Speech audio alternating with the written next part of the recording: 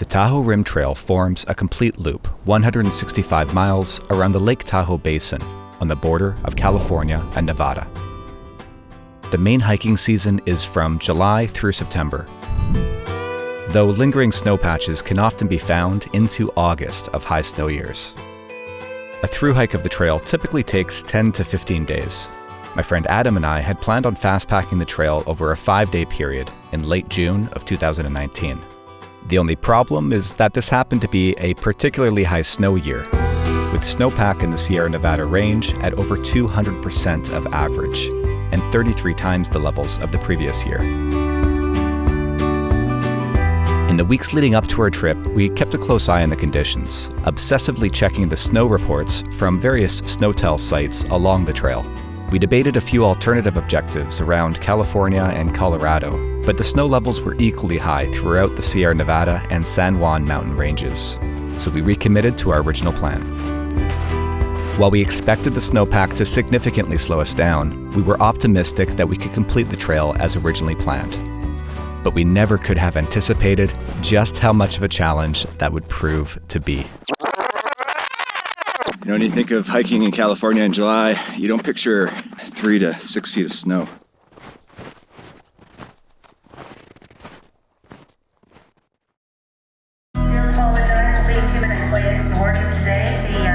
If it's super bad, then we can always camp right there, hey? It's gonna be what it is, I guess.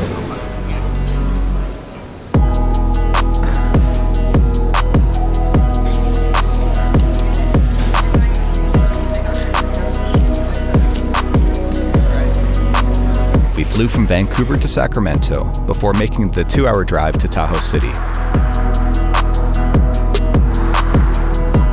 We decided to make a last-minute stop en route in Squaw Valley to catch up with some friends at the Broken Arrow Trail Race. So we're making a quick pit stop here in Squaw Valley. This will be the site of Western States next week, but today is Broken Arrow, and we have a few friends racing the 55K, so we thought we'd stop and say hi.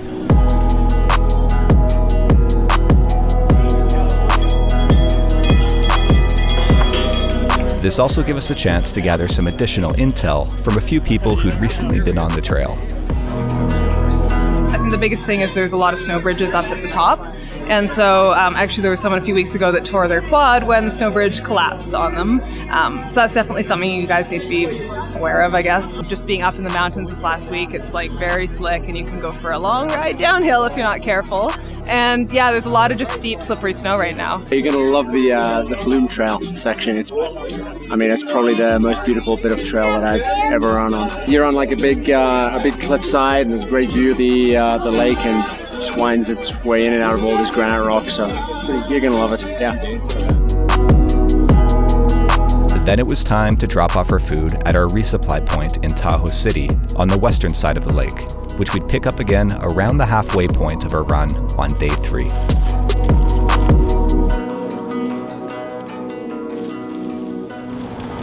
Just repacking our meals, making them a little bit smaller, just trying to save as much space as possible in our packs.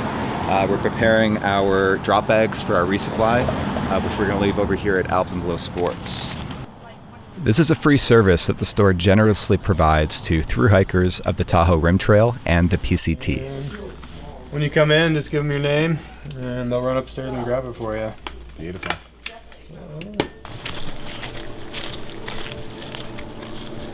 All right, there's where we're starting tomorrow.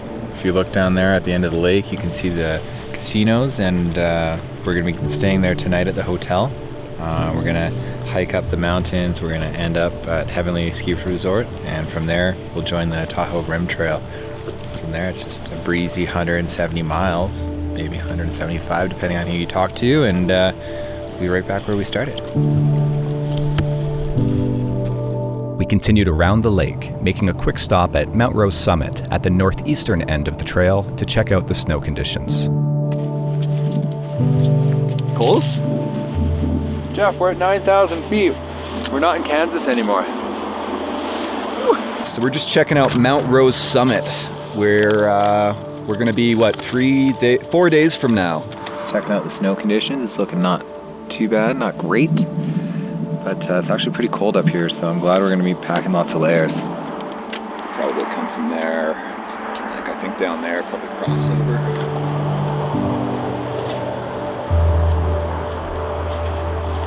So 6 miles to Relay Peak.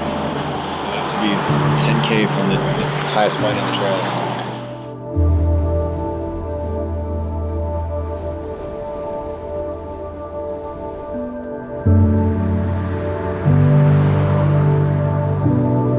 We finally arrived in South Lake Tahoe, which sits right on the border of Nevada and California, so we could check into our motel and prepare to hit the trail the following morning.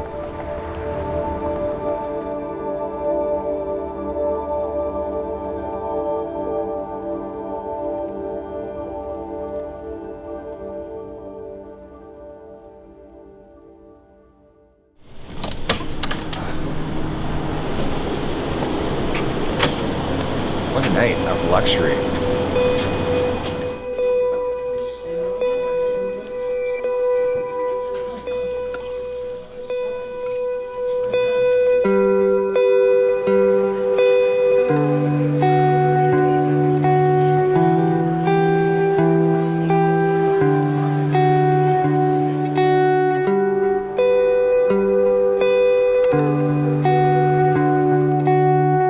The plan was to start from South Lake Tahoe, making the 3-mile approach along the Van Sickle Trail to join up with the Tahoe Rim Trail. From there, we'd continue clockwise for 30 miles until we reached Showers Lake, where we'd camp for the night. 8:23, so we're a little bit behind schedule, but not too bad. Basically an alpine start. Alpine start, 8:23.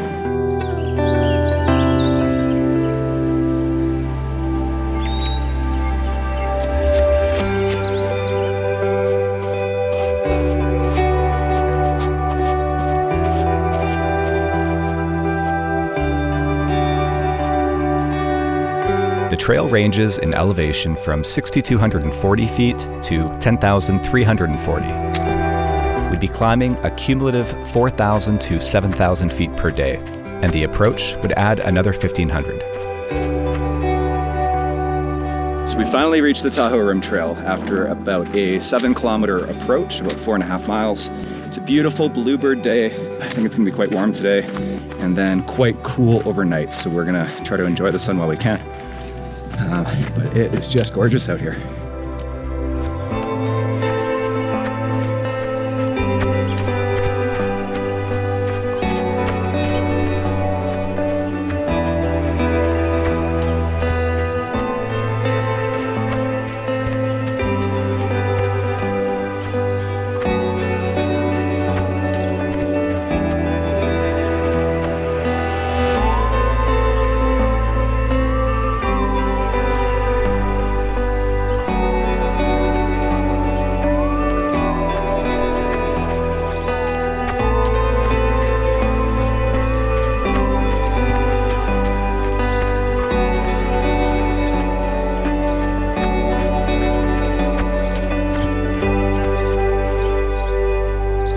The conditions were perfect through the first 10 miles, but we knew it wouldn't last, so we tried to enjoy it while we could.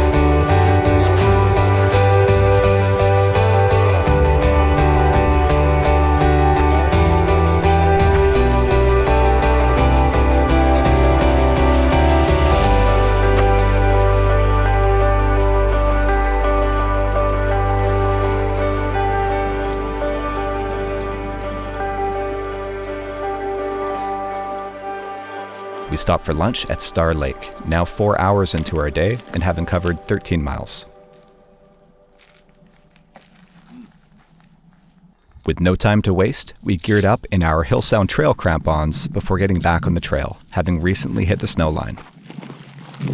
We had no idea at the time just how important they would prove to be over the next few days.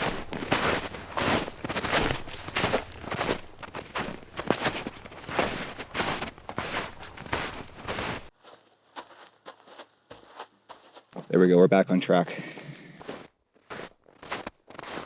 So we're approaching 9,000 feet, and I think we've officially hit the snowy section here, at least one of them.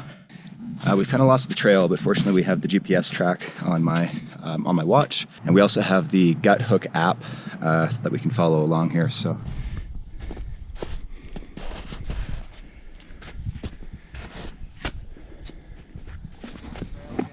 oh, sweet.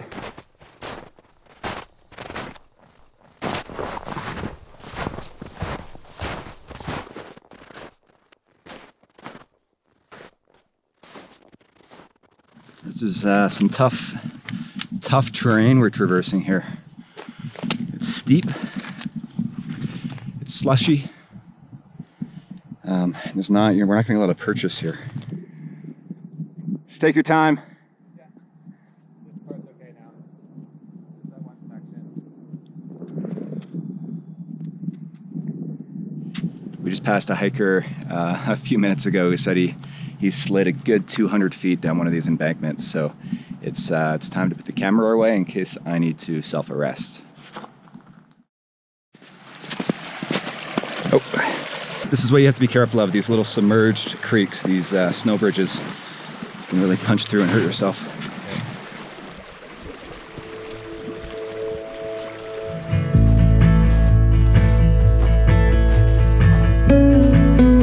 We were now approaching Armstrong Pass, near Friel Peak, after our first major climb. 10,000 feet.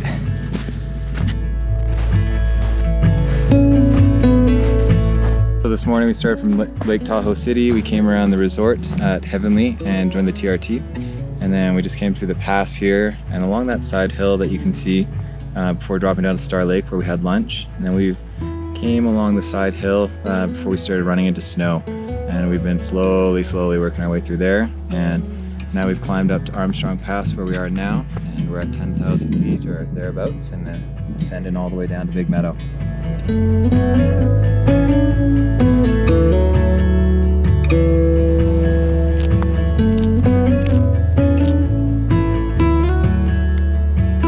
Up to there maybe?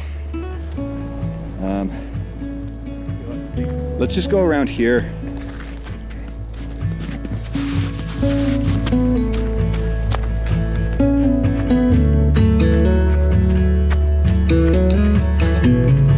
That's where we're going to be tomorrow. Echo Lake.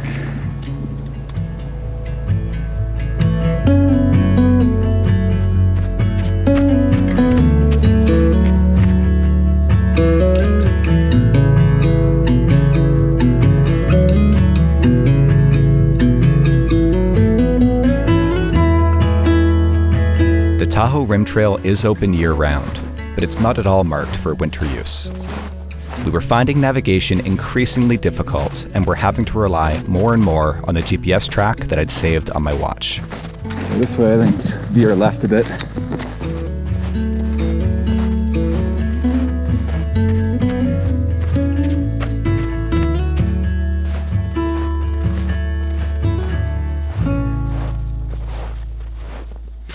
Looks like we're not the only ones on the trail. We've got some furry friends with us.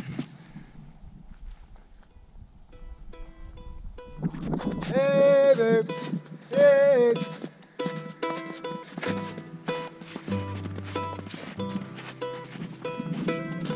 Hey, babe.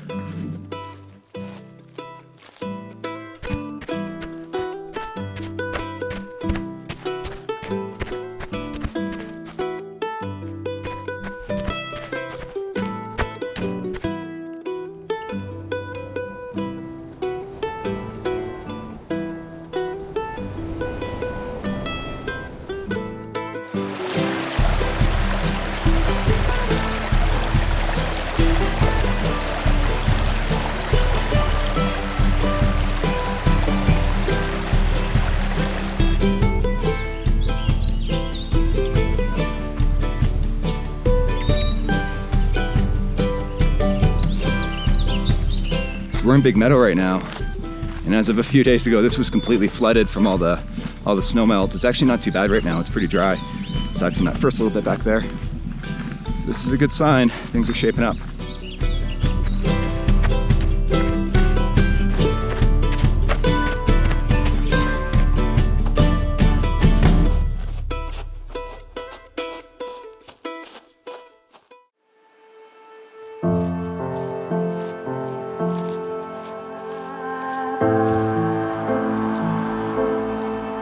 Our first day is taking a lot longer than we planned. We were hoping to get done in 8 to 10 hours. We're already 11 hours in. We still have about 7K to go from we're at Round Lake currently, and our goal is to get to Showers Lake. Mostly due to the snow. We probably wasted a good 2 to 3 hours sort of sidestepping through some pretty treacherous stuff. And then a bunch of other sections of trail were covered in snow, which, you know, makes route finding a little bit trickier as well. So, you know, we're doing okay, but we're a little bit tired, a little bit low on calories. So we decided to stop here at Round Lake. We're having our dinner early just so that we can, you know, feel better psychologically, but also physically get some calories in us for the final push here, the last couple of hours up to Showers Lake. Then we'll be able to just roll into camp and pretty much go to bed, but with some food in our bellies.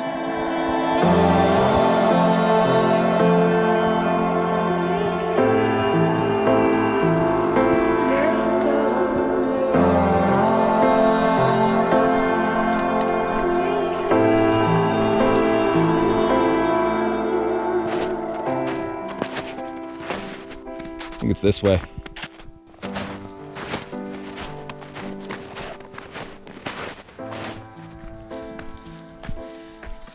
Here we are, PCT. Wait for you. PCT, we made it. Okay. We got 2 miles to Showers Lake.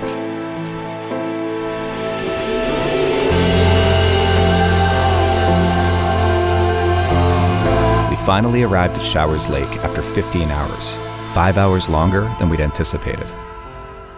We tied up our food in an sack bear bag to a tree and spent some time searching for a snow-free patch of dirt for our bivy sacks before settling in for a cold night's sleep.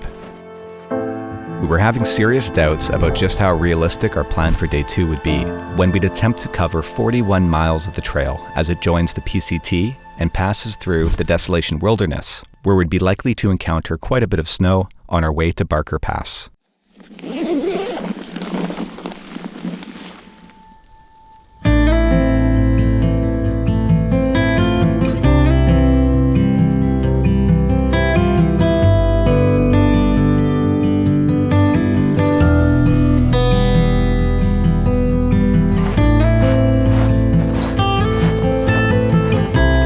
Day 2.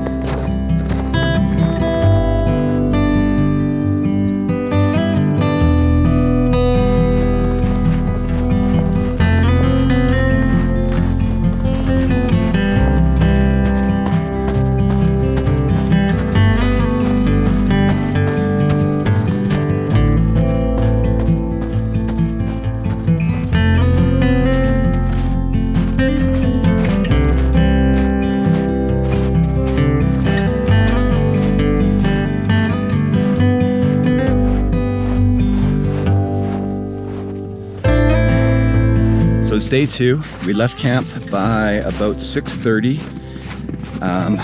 Hiked for an hour and a half or so, and then we stopped for breakfast at a creek. We're now back on the trail, and today we will be entirely on the PCT, which unfortunately is buried under 6 feet of snow and appears like it might be just as slow, if not slower, than what we were doing yesterday.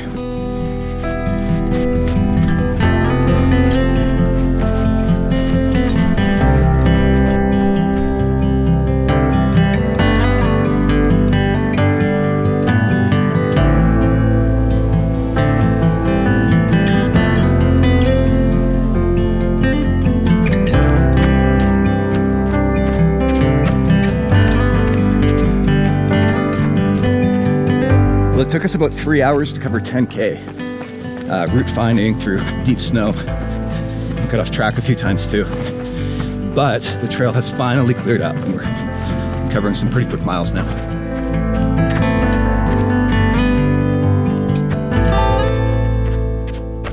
We'd arrived at Echo Lake and were pleasantly surprised to find the store at the chalet open for business.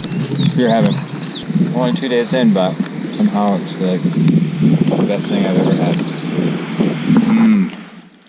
This is the gateway to Desolation Wilderness, where a permit obtained in advance is required to camp, but day use permits are freely available at the trailhead.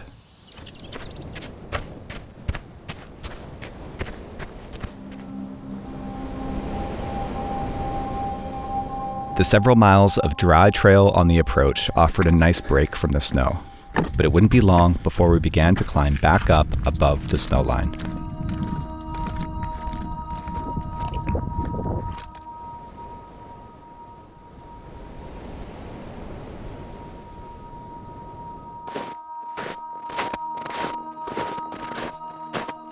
Well, it was good while it lasted.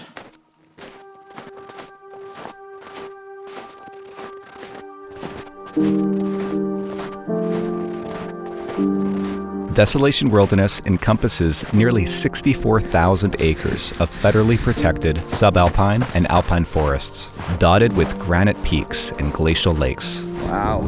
Including its crown jewel, Lake Aloha.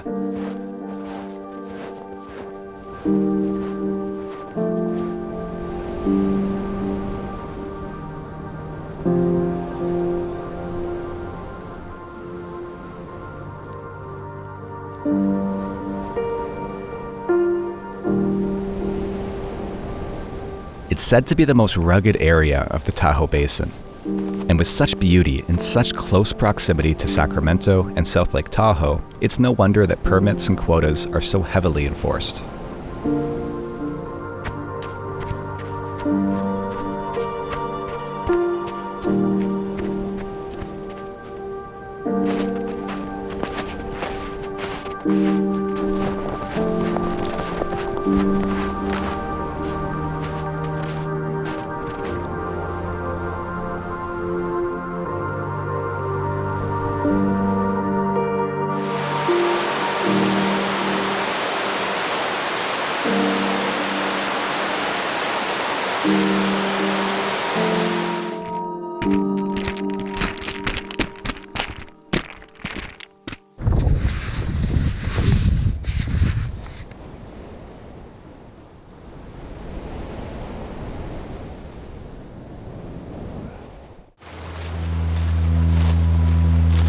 So it's about 4 o'clock.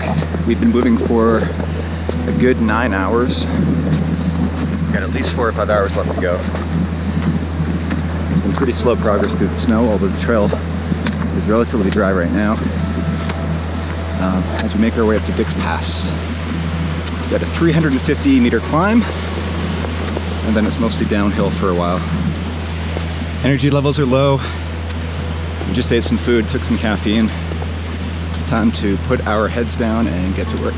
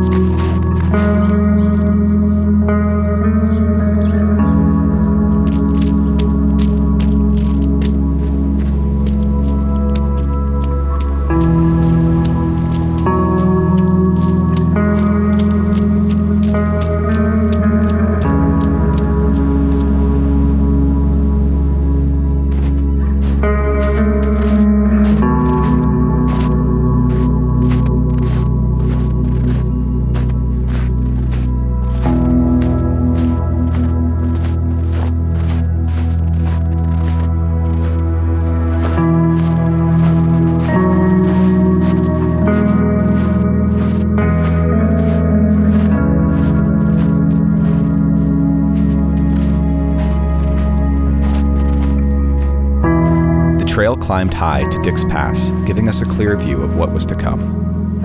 But the immediate challenge would be to safely descend to Dix Lake below, relying entirely on our crampons as we slid from tree well to tree well down the steep slope. We eventually stopped for dinner as the sun began to set, ensuring we'd have the energy to push well into the evening. Following the sky.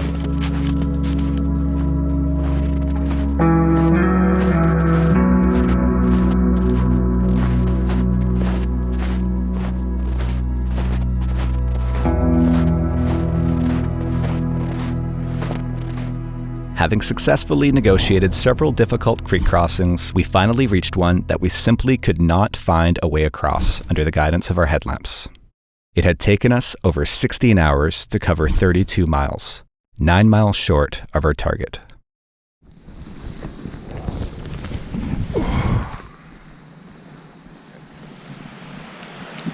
Well, we pushed last night until about 10:30, which made it a good 16-hour day.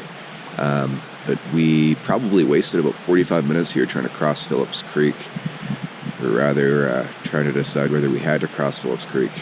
We were navigating with a combination of a paper map and compass, along with an app on our phone. We were getting a pretty poor GPS signal here in the forest. Everything's frozen under a good 5 or 6 feet of snow, and we were breaking trails. There were no tracks at all to follow, and we just weren't making good decisions anymore, so we decided to set up camp here in the middle of the forest, a little bit short of our goal, but we'll get up now this morning and see if we can figure out where we went wrong last night. This is always the worst part, putting on my wet, frozen socks and then sliding them into my wet, muddy shoes.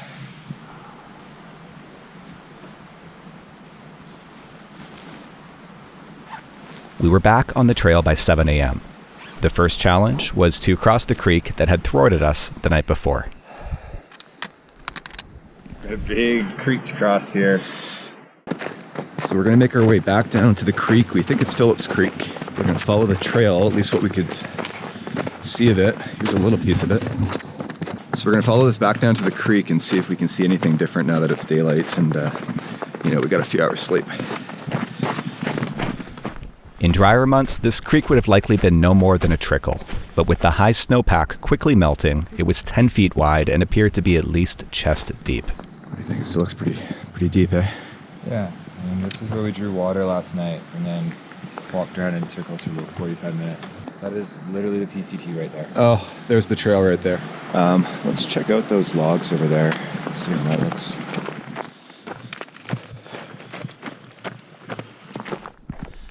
No, that's not going to work.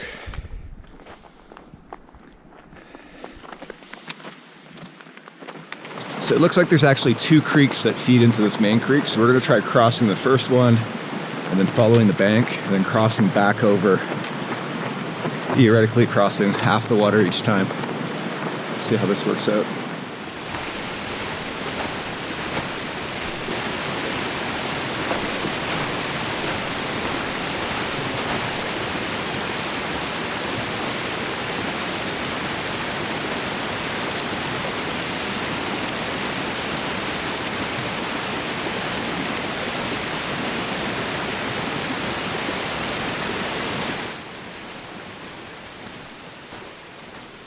It's amazing how much easier these things are during the daylight and the clarity of a few hours sleep.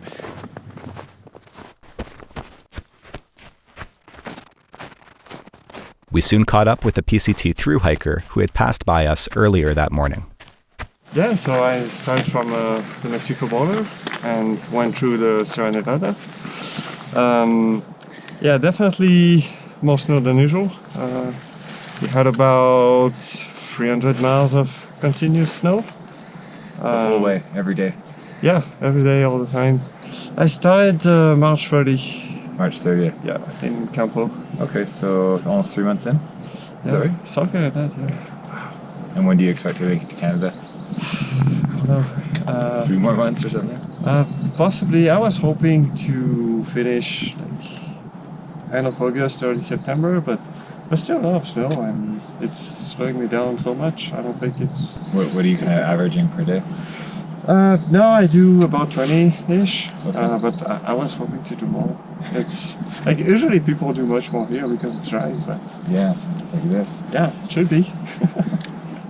So yeah, I think past Turkey it's gonna be... We had aimed to make it to Tahoe City around lunchtime to resupply on food and gear for the final 2.5 days. This would be about halfway to Watson Lake, where we'd planned on camping for our 3rd night after covering 29 miles. But we now had another 9 miles to make up from the day before.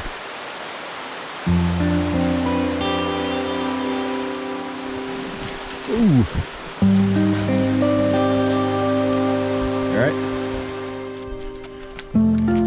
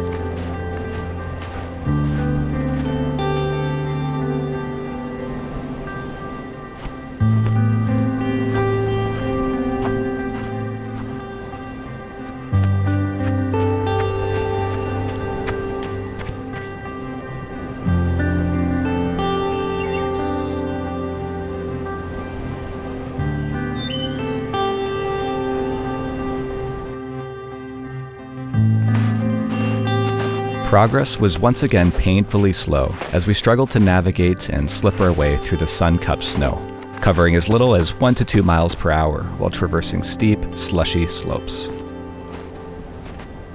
Bit of a tricky descent off that ridge over there. I think in the summer there would have been switchbacks. Of course, in the snow we had to kind of choose our own adventure.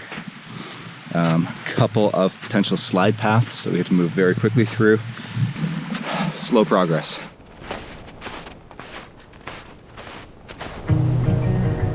As afternoon approached, it became clear that we were at risk of missing our resupply when the store closed at 6 p.m., where we'd left our bags.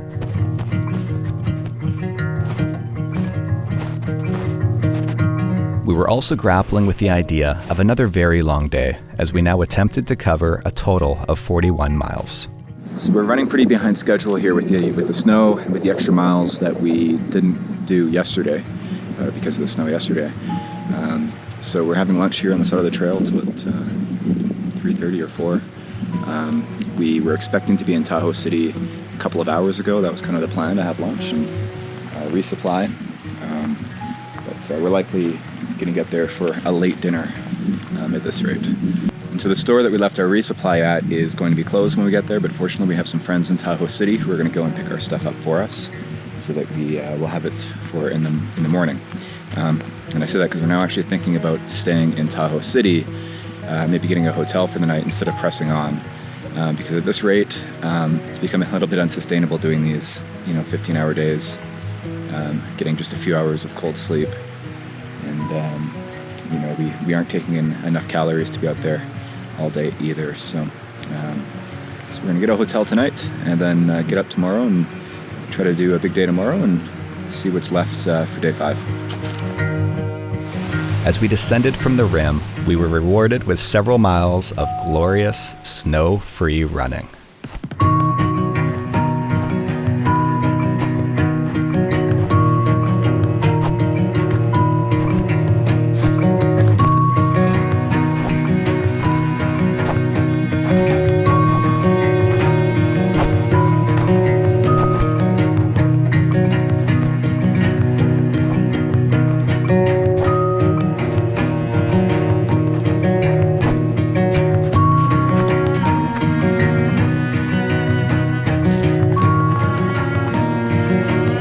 Arrived at Tahoe City at 7 p.m. and prepared to get a fresh start in the morning.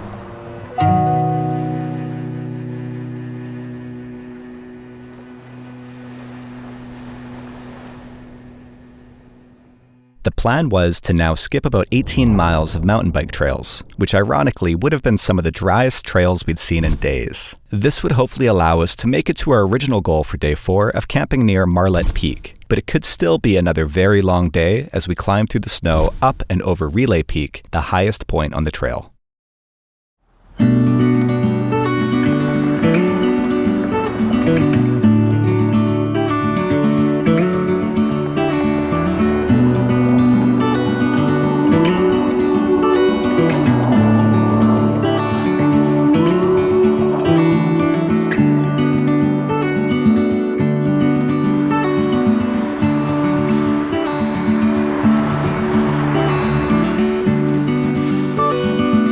Got dropped off by our Uber driver here at Brockway Summit.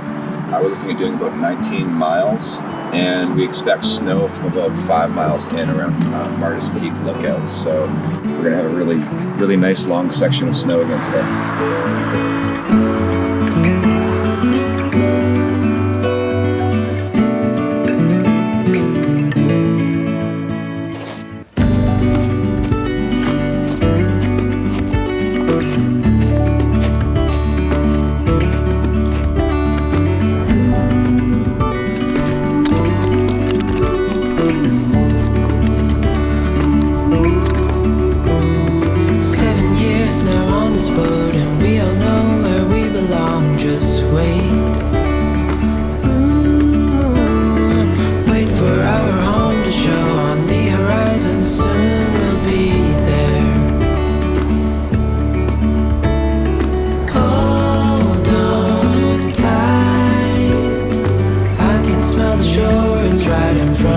If we just hold on tight.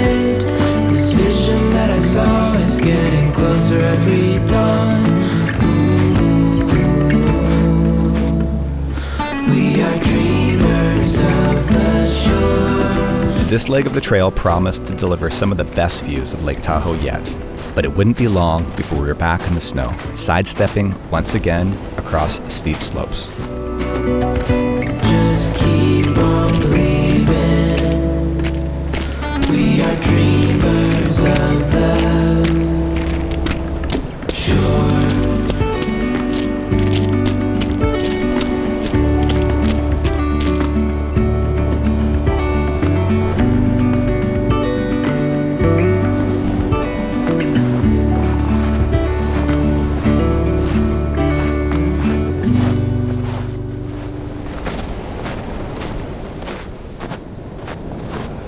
Pretty windy up here at 10,000 feet. We're just inching our way up to the top of Relay Peak. Haven't had water in a while. Yeah, this is the trail here. Adam? So we kind of want to go this way now.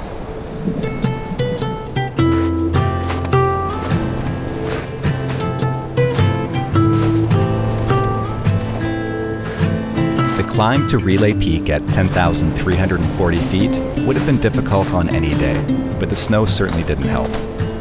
We spent several hours making our way up and across what our GPS claimed was a trail deep under the snow.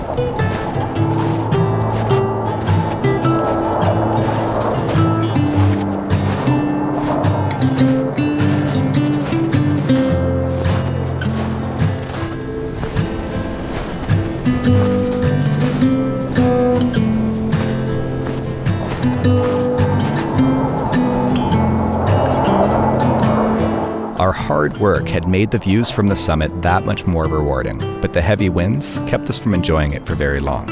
All right, we're at the highest point of the trip. 6.25 hours into today and 22 kilometers home. So it's another slow day of moving. The descent off the backside of the ridge would have been an amazing boot ski had it not been for the deeply sun-cupped snow. Instead, we tripped and rolled our way down the best we could, until at last we reached a dry patch of soil and a creek where we could break for lunch. So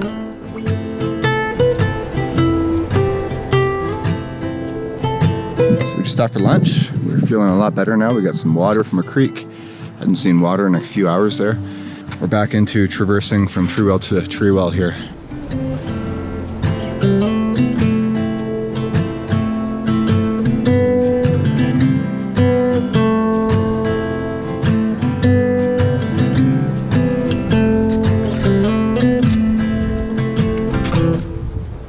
We were way behind schedule as we approached the highway crossing at Mount Rose around 7 p.m. We had covered less than 20 miles and still had more than 9 miles to go. And we were about to enter the Mount Rose wilderness area where camping was restricted, meaning that it would be all or nothing. So we're at Mount Rose. It took us just over 9 hours to get here, including a short lunch break. We expected to get here in, 5? So we're looking at a 15-hour day. So we're thinking about hitchhiking from Mount Rose here while we can. We're at a safe point. We're at a highway access point. Maybe the time to call it. We're gonna call it. It wasn't a difficult decision to instead hitchhike back to South Lake where our adventure had begun. We had had plenty of Type 2 fun for one day, and the trail would be waiting for us tomorrow. For our last day on the trail, we debated picking up where we had left off, but decided instead to skip ahead to the next trailhead at Spooner Summit, close to our original destination for the day prior. This would make the final day a relatively easy 22 miles of mostly dry trail, as we cruised back into town, now with our packs at their lightest. It's a light pack.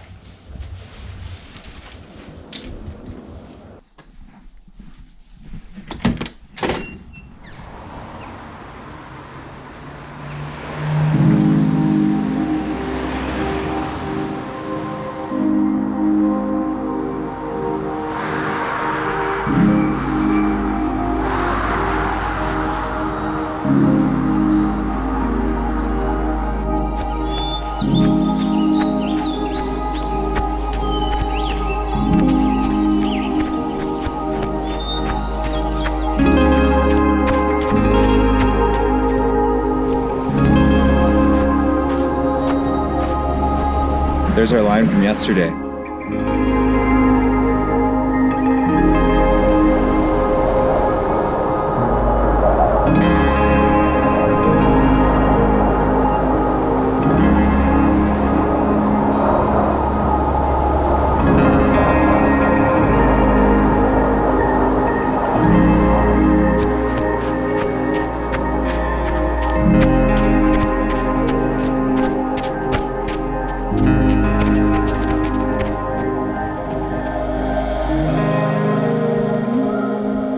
Despite our defeat, our 5th day on the trail felt like a victory lap.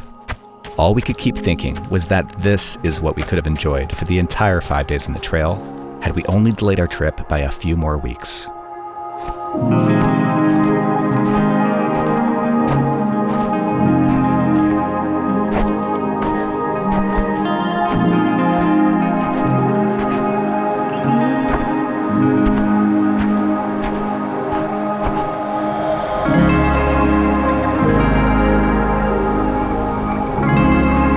We managed to cover 140 miles of the 175 we'd planned over the 5 days, which, given the conditions, we were perfectly happy with. While we didn't cover the miles, the extra time on feet would be even more beneficial for the 225-mile race I had coming up in the Swiss Alps.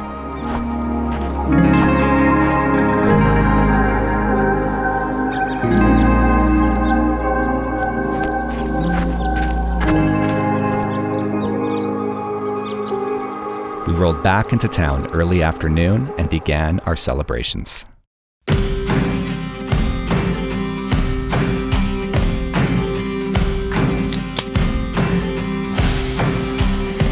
Then it was off to Squaw Valley for a little R&R and to watch our friends suffer at the Western States Endurance Run.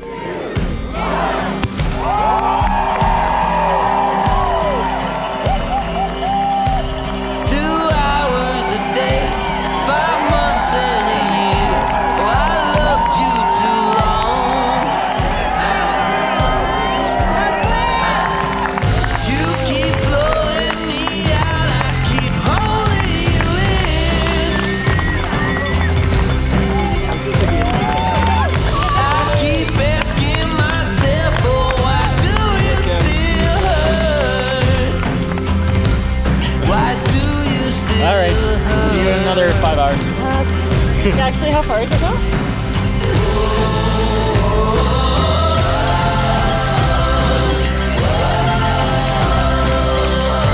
I definitely don't regret doing the trail when we did. It may have been more adventure than we'd bargained for, but it was also the training that I needed. And who knows, maybe I'll be back one day to tackle the trail again. But next time, a little later in the year.